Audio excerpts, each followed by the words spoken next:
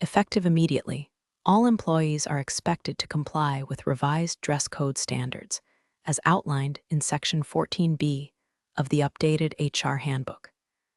Failure to present a professional appearance, specifically regarding fabric choices that deviate from traditional weaves, may result in disciplinary action. That email hit inboxes at 7:03 a.m. on a rainy Monday, timestamped before Tiffany had even finished microwaving her crusty egg white frittata. The subject line: Sparkles, let's look our best, team. Sparkles with emojis. Tiffany's signature flair. Sarah read it twice, jaw tight, sipping her bitter black coffee in the corner cubicle near the copy room, the one with the flickering fluorescent light that made everything feel like a hostage video. Of course, she knew exactly who the message was aimed at. No one else in the entire compliance department wore charcoal gray wool pants from Brooks Brothers. Everyone else either showed up in ill-fitting khakis or resorted to those cheap Amazon pencil skirts that rode up like they had a vendetta. But Sarah dressed like she gave a damn. Quietly, professionally, and that made her a target. Tiffany, 31, HR manager, faux feminist tyrant in nude heels, had it out for Sarah ever since the day she discovered their salaries weren't as far apart as she'd thought. Brenda, her clipboard-toting minimi, had once loudly asked if Sarah's mature wardrobe was inspired by old FBI dramas. The laughter from that comment still echoed in the hallway sometimes, but Sarah hadn't blinked. She never did. That was her power. No theatrics, no eye rolls, just brutal, infuriating calm. She took the morning to do what she always did: real work. Scanning through contract stipulations from the Department of Defense, cross-referencing clearance schedules, and double-checking every data classification tag before pushing them into the internal system. It was invisible labor, thankless and absolutely essential. And she was damn good at it. Most people in that building didn't know what CUI stood for, let alone how to file it. Sarah had recently passed a months-long vetting process that would have turned a lesser soul inside out. Interviews, background checks, even a surprise home inspection, where two humorless men in government-issued trench coats asked about the frequency of her internet router resets. The reward: a slim, nearly unnoticeable badge embedded with a black-level security chip, the highest clearance issued by DSS for civilian contractors. She hadn't told anyone. Why would she? That kind of power didn't belong in the mouth of an office gossip like Brenda. The badge stayed tucked inside a reinforced leather case in her purse.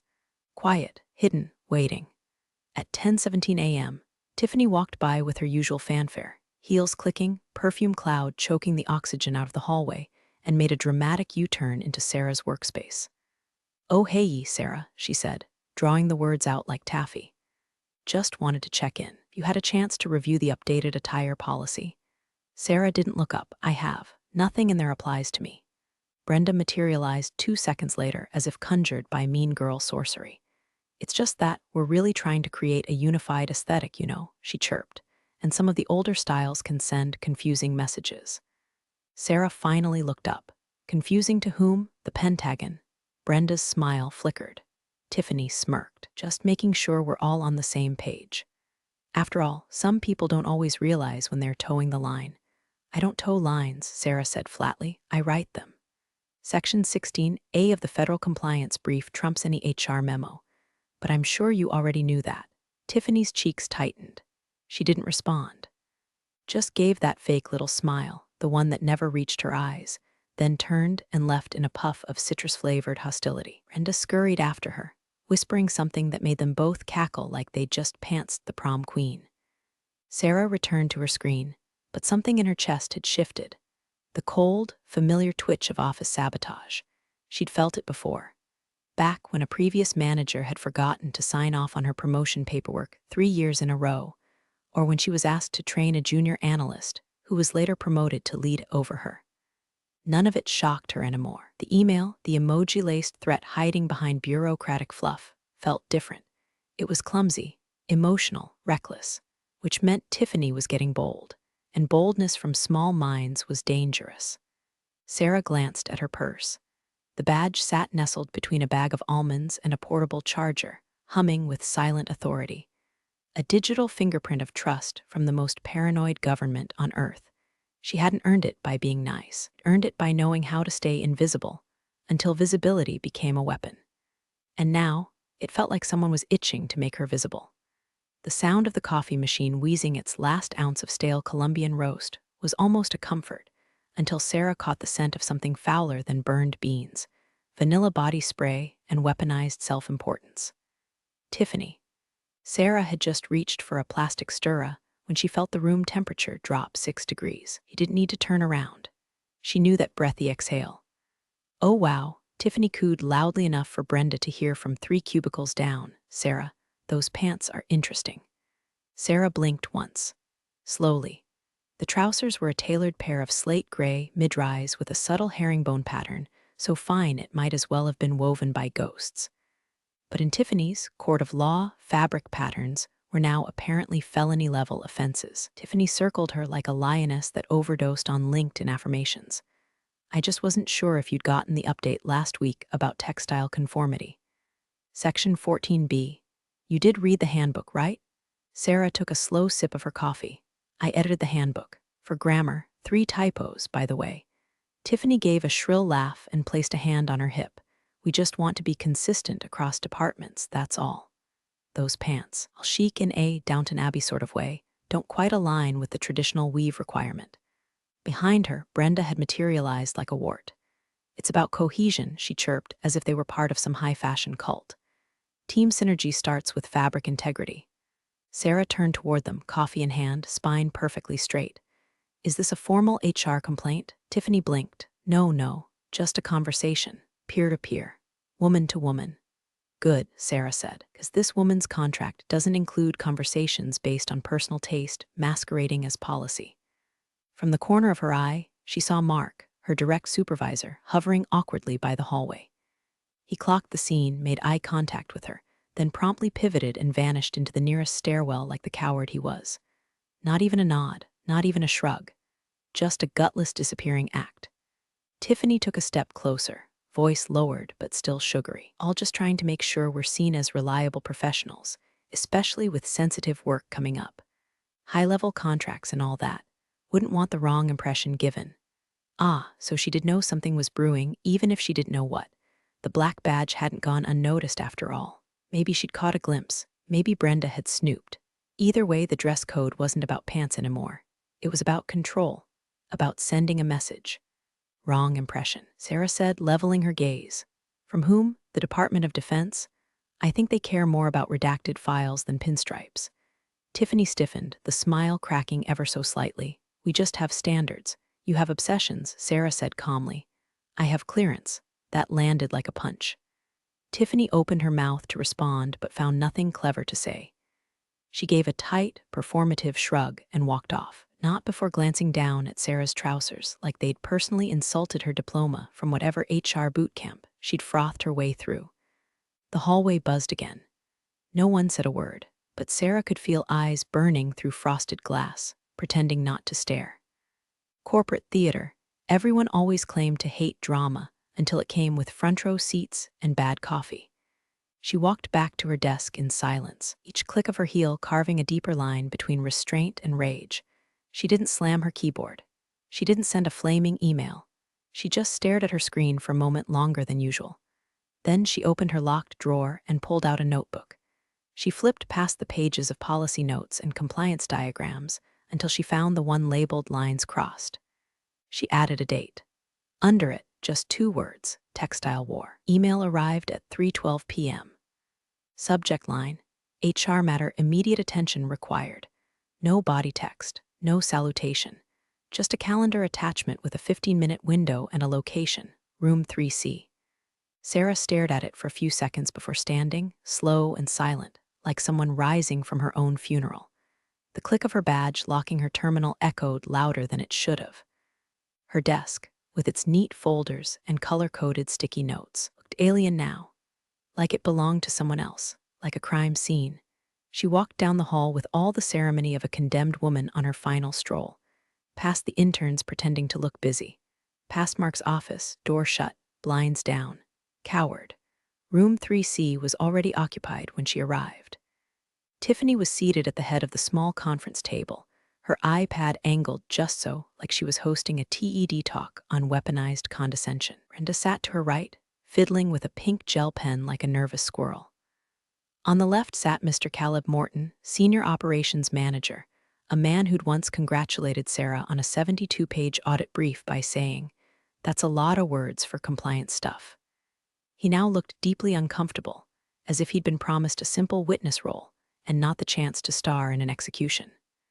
"Sarah," Tiffany said, tone dipped in faux warmth, "thank you for joining us." "I was ordered to," Sarah replied, seating herself with the quiet grace of someone about to lose everything and still refusing to give them the pleasure. "We'll get straight to the point," Brenda chirped, unfolding a typed script. "This is a formal termination meeting, conducted in accordance with corporate procedure outlined in Section 8B of the Employee Accountability Guidelines." Sarah blinked. Tiffany continued, eyes gleaming, "To repeated noncompliance with our updated dress code policy and a demonstrated pattern of insubordination when addressed, the company has no choice but to terminate your employment, effective immediately." Brenda handed Sarah a 2-page document with the words "Final Notice" printed in bold red letters across the top like it was a parking ticket. "You've been warned multiple times," Tiffany went on. This morning's confrontation was simply the last straw. Sarah scanned the document, her name, her employee ID. The word defiance appeared 3 times. There was no mention of her clearance level, no mention of her work output, which was spotless, just phrases like workplace cohesion and cultural tone setting. She felt nothing at first, no tears, no anger, just a cold vacuum in her chest, sucking out the last bit of belief she'd clung to that professionalism still meant something. "I see," she said, voice even. "Just to be clear, I'm being terminated for a pattern of dress code violations." Tiffany nodded. "Among other behavior concerns, yes. Such as?" Brenda looked flustered. "Tone, resistance, comments that have been interpreted as undermining leadership, including your own." Tiffany's smile flickered. "Let's not make this harder than it has to be." Sarah gave a dry laugh, no joy behind it. "You already did that when you turned woven wool into a crime." Tiffany leaned forward, smug. "Understand this is difficult. But as we say around here, policies are only as strong as our willingness to enforce them." From behind Sarah's locked terminal, still visible through the glass wall of room 3C, a blue notification flashed across the screen. None of them noticed it at first, but Sarah did.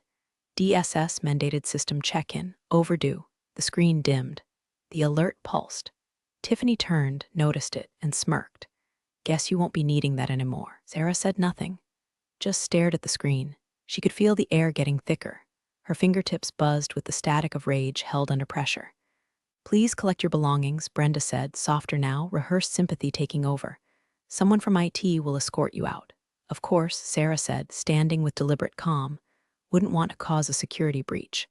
Tiffany laughed. "Don't be dramatic, Sarah." She didn't answer. She just turned toward the door. But before she left, she paused and glanced over her shoulder. "You just fired the only person in this building who knew how to keep your government contract from collapsing like a Dollar Tree lawn chair." 3 faces blinked at her. Blank, uncomprehending. Sarah smiled. "Enjoy your fabric integrity." The walk back to her desk felt longer than it ever had, somehow stretched out like the office itself was enjoying her humiliation. The box they gave her was insultingly small, kind designed for sympathy, not logistics. A single sheet of bubble wrap fluttered uselessly in the bottom like a condolence prize. Sarah didn't cry, she didn't tremble, but she could feel it crawling up her spine, that slow, simmering flush of public shame. Not the loud kind, the quiet kind. The kind that settles into your bones and echoes with every "Are you okay?" offered by people who never gave a damn before today. She passed the marketing pod first. No one said anything. Rachel looked up, blinked, then quickly bent her head back to her screen. Jason gave a half-hearted nod like they'd run into each other in the frozen aisle at Trader Joe's, not 5 feet from the open wound of her career. Next was accounts receivable. One of the interns mouthed, "I'm so sorry," with the kind of panicked eyes normally reserved for funerals. Sarah gave a polite, dead-eyed smile. She kept walking. By the time she reached her cubicle, Mark was standing there, useless as ever, hands in his pockets like a guilty teenager. "Hey, he said, clearing his throat. "Sorry to see you go, Sarah." She tilted her head. "Are you?" He opened his mouth, but no sound came. After a beat, he nodded. "Well, "Good luck out there." Then he walked away. She stared at his back as it receded down the hallway, vanishing into the warm safety of managerial spinelessness. It was perfect, really. Fitting exit gesture from a man who once spent 10 full minutes in a meeting, explaining the importance of being a team player, while she silently fixed a federal compliance error that would have cost them 6 figures. The desk itself was still hers, at least for the next 10 minutes. She began packing with quiet efficiency. The framed photo of her and her sister at Arches National Park. Her personalized mug that said trust, but verify. Legal pads scribbled with notes on procurement protocols. A small cactus she'd nursed back to life after Brenda overwatered it last year, possibly on purpose. Everything went into the box, except the badge. It lay beneath her keyboard, right where she always kept it, shielded from view, its black surface unmarked save for the government-issued RFID number embossed near the bottom. She picked it up gently, like it was a matchstick with the power to burn the whole place down. She took out the protective sleeve from her purse, a thick black envelope lined with RFID blocking mesh. It was labeled Property of DSS Do Not Discard.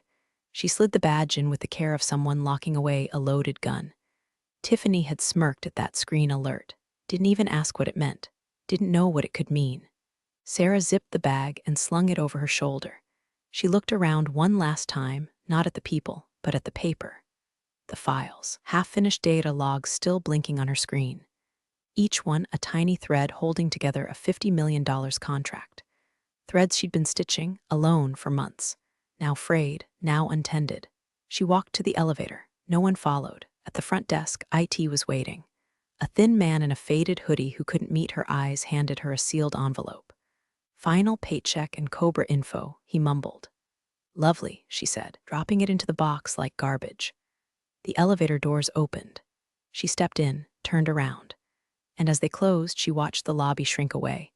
The glass walls, the fake smiles, the fake plants, the fake everything. She didn't cry, but deep in her stomach a new feeling was forming. Not grief, not even anger, resolve. Cold, clean, metallic. Something had just been set in motion.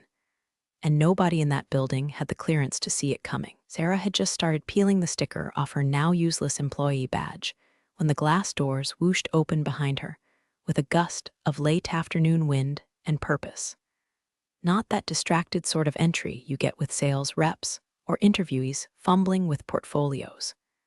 No, this was military precision energy, the kind that turned heads without raising voices. He glanced up from the vinyl lobby chair just in time to see a man and a woman in matching dark suits step through like they'd been summoned by seismic instability. No logos on the briefcases, no name tags, but their posture said everything. These people were not here for onboarding. The man was tall, close-cropped hair, his tie so symmetrical it looked stenciled. The woman wore a severe bun and walked half a step ahead of him, scanning the room like she was casing it. Both wore slim lapel pins, black, circular, with the unmistakable eagle insignia encased in a silver ring. Her breath caught. DSS. Not tech compliance DSS. Not fun acronym DSS. No, this was the real thing. Defense Security Service. The ones who didn't knock unless protocols had been shredded, set on fire, and left smoldering in a corner cubicle next to the vending machine. Woman approached the reception desk without so much as a glance at the directory wall. "We need to speak with Walter Phelps, head of security, and Brian Denning, your CEO." Immediately, her tone was sharp but controlled, the kind of voice that skipped please and still wasn't rude, just dangerous. Reception stammered. They're both in meetings right now." "Can I?" The man leaned in. Not a request. Reception froze.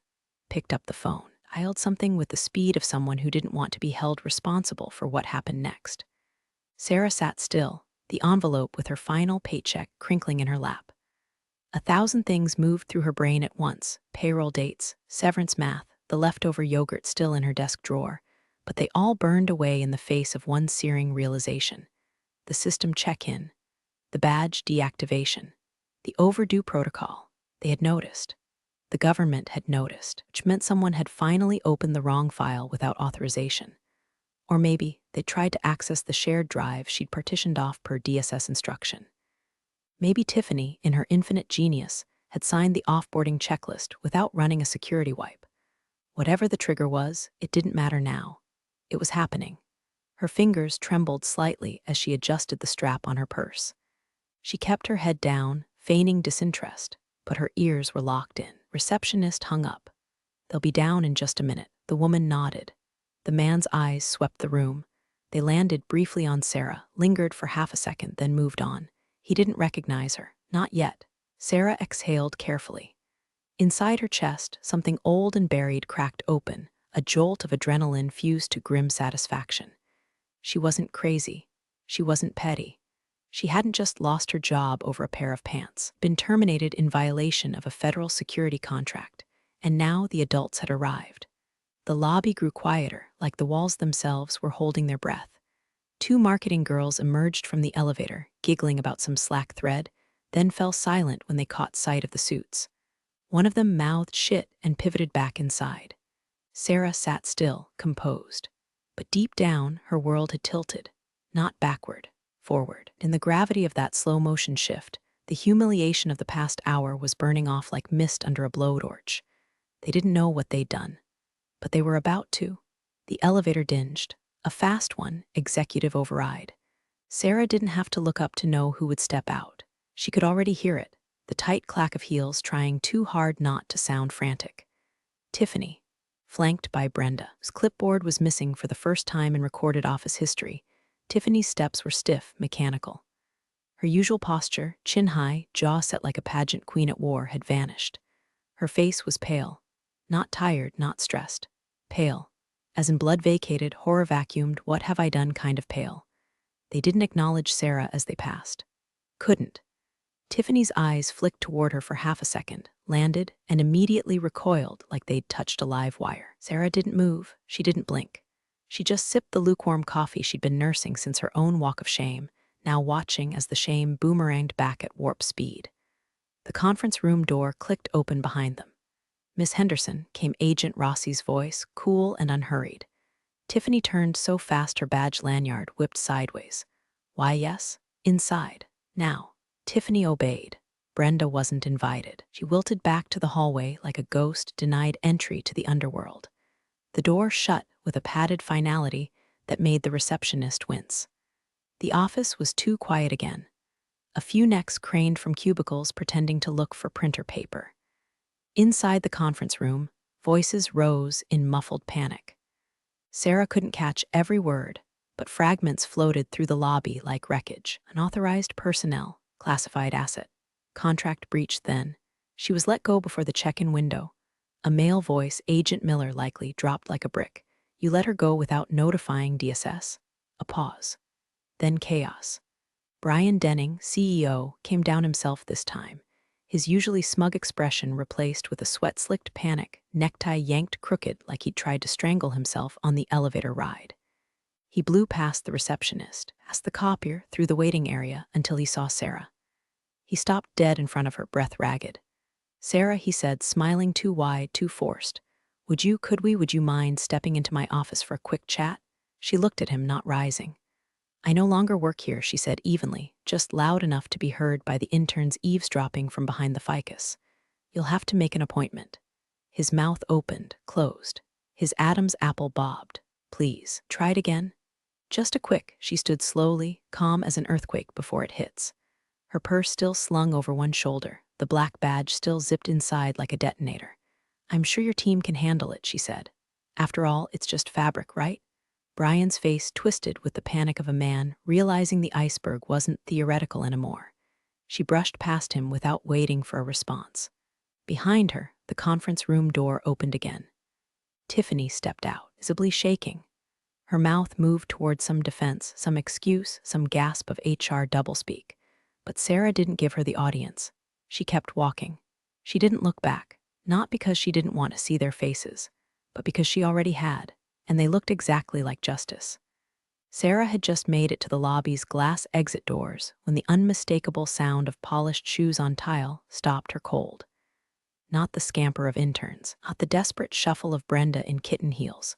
No, these footsteps had weight, authority, purpose. She turned just as Agents Miller and Rossi approached her from behind.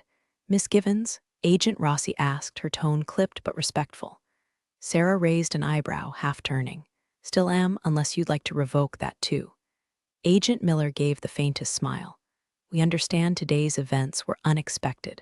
We'd like a moment of your time. Behind them, elevator pinged again.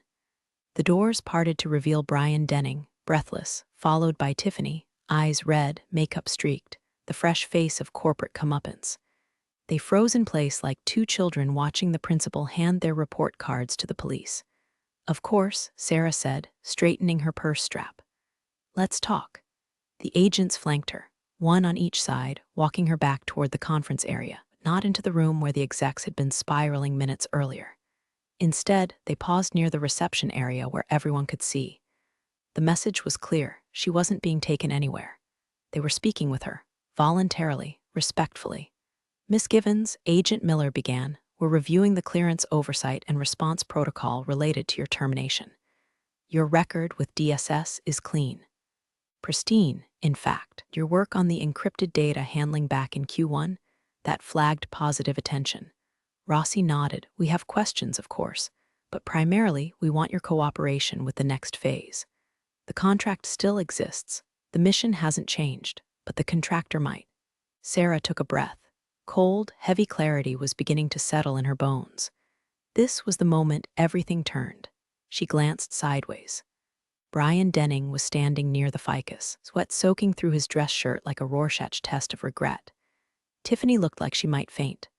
Brenda had vanished, probably dissolved into her clipboard.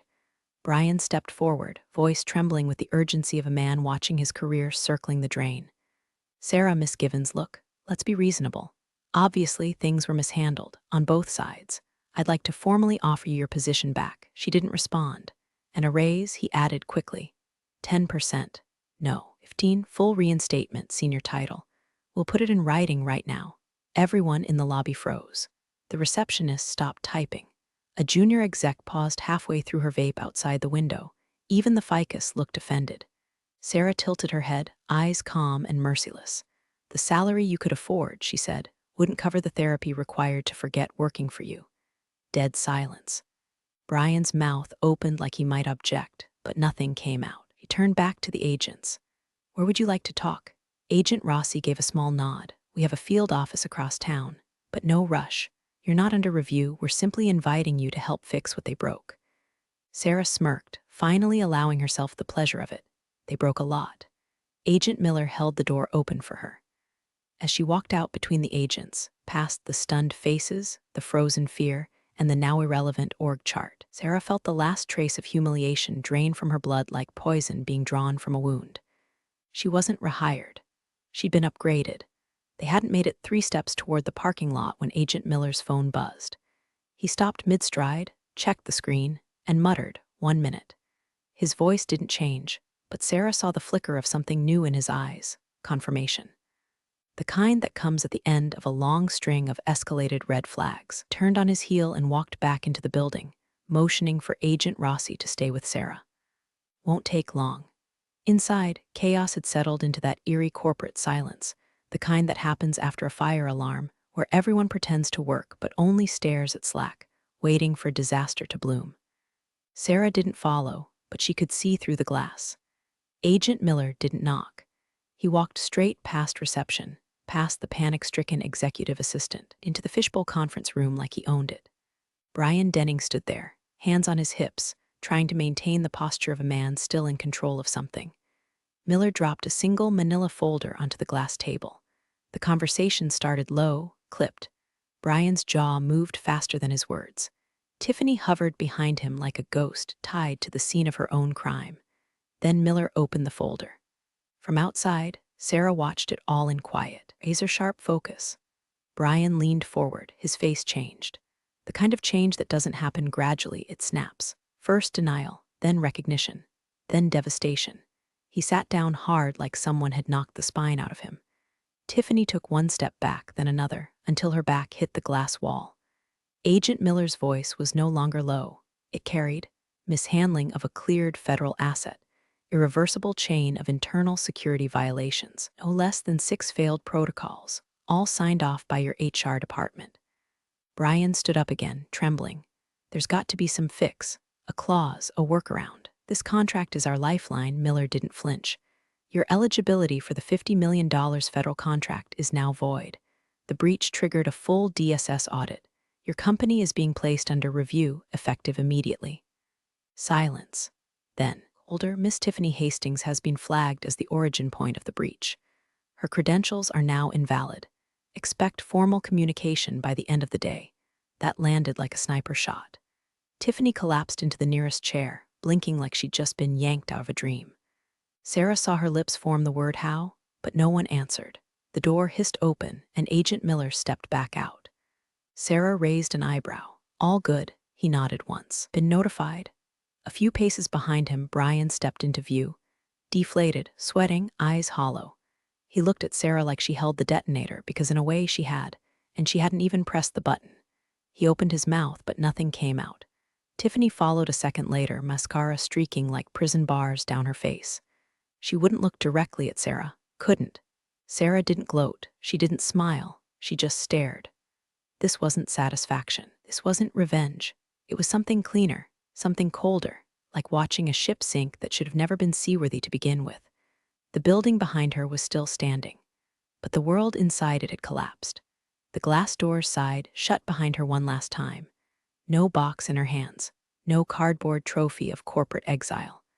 Just her purse, her badge, and the scent of scorched ego wafting from the building like smoke from a controlled demolition. Air outside hit different now, sharper, cleaner, charged with the static hum of something not yet written. Sarah stood for a moment on the concrete landing, watching the clouds break apart overhead like even the sky had decided the day had earned a little theater. Agent Rossi caught up a few paces behind her, heels clicking with casual authority. "You handled that well," she said. "I handled that quietly," Sarah replied. "There's a difference." Rossi smiled, kind that actually meant something. She reached into her coat and pulled out a simple, cream-colored business card. No title. Just a name, a direct number, and a discreet DSS seal pressed into the paper like a watermark from Olympus. "We subcontract oversight roles," Rossi said, "especially when a primary contractor is compromised, as yours clearly was." Sarah turned the card over between her fingers. "I assume the pay's better." Rossi gave a small nod. "Better, cleaner, saner." Sarah raised an eyebrow. "You work for the federal government." "Sanity's not the word I'd use. We prefer working with people who understand protocol," Rossi said, her tone dropping half a notch into something more deliberate. "People who don't flinch when idiots in HR try to wield power they don't understand. People who know how to handle chaos and keep their mouths shut until the right moment." A pause. "And the government still needs this project to happen, Sarah. The file doesn't go away just because the contractor self-destructed. Give us a call next week."